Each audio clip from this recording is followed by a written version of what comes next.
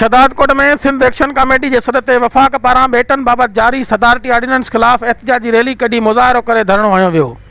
Sindh action committee के सदस्य मुख्तलिफ़ सियासी समाजी तंजीमुन पारां सामूंडी बेटन ते वफ़ाक़ी कब्ज़े खिलाफ़ पीरबख्श भट्टी, वहाब पंद्राणी, हयात तुनियो, शबीर मक्सी, सदर कुरैशी, हाकिम मस्तोई, वज़ीर खोसो, अलादाद खुश्क, अख्तियार जमाली, कासिम सुमरो, जुल्फ़कार सीलरो ऐं ॿियनि जी अॻुवाणी में लेबर हाल खां एहतजाजी रैली कढी मुख्तलिफ़ रस्तनि जो गश्त करण बाद कोटू मोडू चौक ते पहुची एहतजाजी मुज़ाहिरो करे धरणो हयो।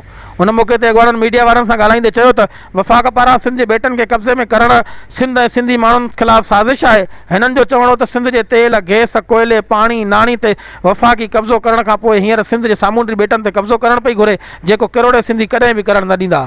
हिननि चयो त जॾहिं खां मौजूदा वफ़ाक़ी सरकार आई आहे तॾहिं खां सिंध ख़िलाफ़ साज़िशन में तेज़ी अची वई आहे।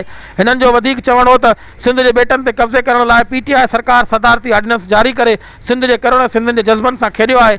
हिननि चयो त सिंध सां मुहबत कंदड़ माण्हू पंहिंजी धरती जे इंच इंच जी मालिकी कंदा ऐं वफ़ाक़ जे नापाक इरादे खे कॾहिं बि क़बूल न कंदा। हिननि मुतालबो कंदे चयो त जारी सदारती ऑर्डिनेंस वापसि वठी किरोड़े सिंध जी दिलि आज़ारी ख़तमु कई वञे।